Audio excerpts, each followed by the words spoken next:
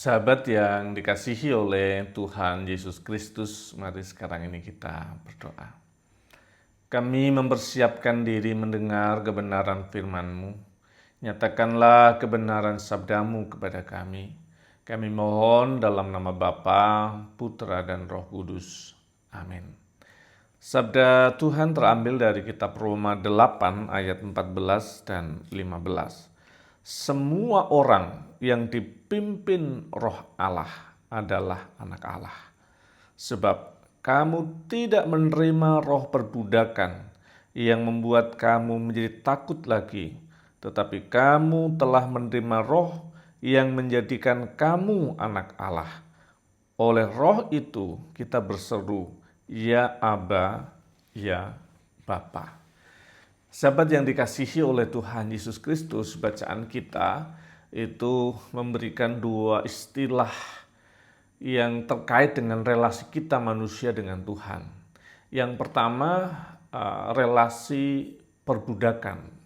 Roh yang memperbudak, kita adalah budak dan Tuhan itu menjadi sosok yang sangat tinggi karena status kita sebagai budak, berarti Tuhan itu Tuhan yang sangat tinggi. Dan dalam situasi seperti itu, berarti kita adalah hamba yang tidak punya kuasa apapun terhadap relasi dengan Tuhan sang pemilik itu. Dan kemudian yang kedua, istilah yang dipakai itu bukan lagi budak tetapi anak. Budak atau hamba gitu ya. Yang kedua adalah anak Allah.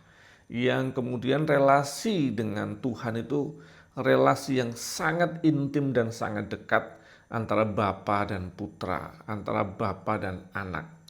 Kita punya relasi berkaitan dengan sebutan Bapa, sebagai Tuhan itu adalah Bapa kita gitu.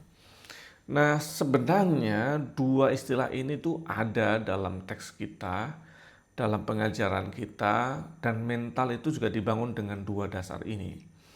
Yang pertama adalah kita harus betul-betul sadar bahwa kita adalah hamba Tuhan, hamba yang tidak punya kuasa apapun atas diri kita sendiri dan harus bersandar kepada Tuhan gitu ya. Dan ini dilawankan dengan hamba terhadap dosa. Jadi hambanya Tuhan berbeda dengan hamba dari dosa atau budak dari dosa dan perilaku dosa. Jadi bagian ini saja kita sudah menemukan bahwa sebenarnya satu sisi kita adalah hamba Tuhan, dan itu dilawankan dengan hamba nafsu, budak dari nafsu kita. Maka kita harus mengabdikan diri kepada sang pemilik yang sejati itu. Sehingga kesadaran penting bahwa saya adalah hamba Tuhan, saya bukan budak dari dosa dan perilaku dan keinginan dosa itu gitu. Dari situ kemudian ditambahkan lagi coba dari posisi saya bukan budak dosa menjadi saya adalah hamba Tuhan, dan ketika hamba Tuhan itu kita diangkat lagi, ditarik lagi dalam karunia Tuhan bahwa kamu adalah anak-anak Allah. Kamu punya relasi yang dekat sama Tuhan.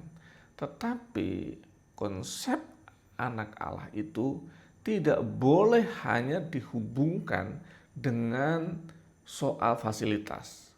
Memang kalau dalam tradisi di teks Alkitab atau budaya Romawi pada waktu itu, anak yang diangkat itu punya anak angkat, bahkan anak angkat itu punya status yang sama, punya hak waris, kemudian punya posisi yang sama dengan anak kandung dan seterusnya dan seterusnya. Artinya anak angkat itu punya status yang tinggi dan sama dengan anak.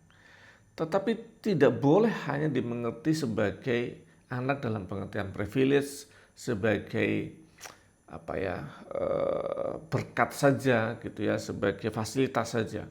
Kalau kita anak Allah itu arti juga bahwa kita punya tanggung jawab atas kehidupan ini karena kamu tuh anak Allah.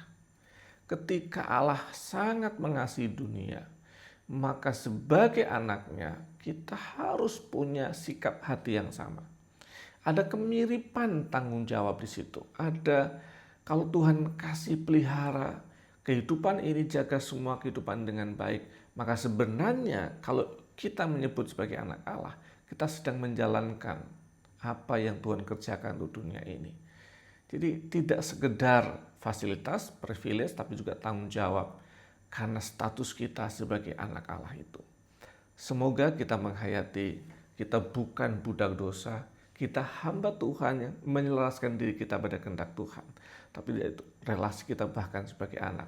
Tapi tidak sekedar privilege, tetapi juga tanggung jawab yang melekat atas status kita sebagai anak Allah. Tuhan memberkati. Amin. Mari kita berdoa. Bapa kami yang di surga, dikuduskanlah namamu, datanglah kerajaanmu, jadilah kehendak-Mu di bumi seperti di surga. Berikanlah kami pada hari ini makanan kami yang secukupnya. Dan ampunilah kami akan kesalahan kami, seperti kami juga mengampuni orang bersalah pada kami. Dan janganlah membawa kami dalam cobaan, tapi lepaskanlah kami daripada yang jahat.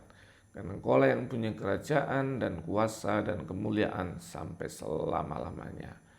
Amin. Tuhan yang penuh kasih, terus menopang dan menolong setiap sahabat sekarang ini dan sepanjang waktu. Dalam nama Bapa, Putra, dan Roh Kudus. Amin.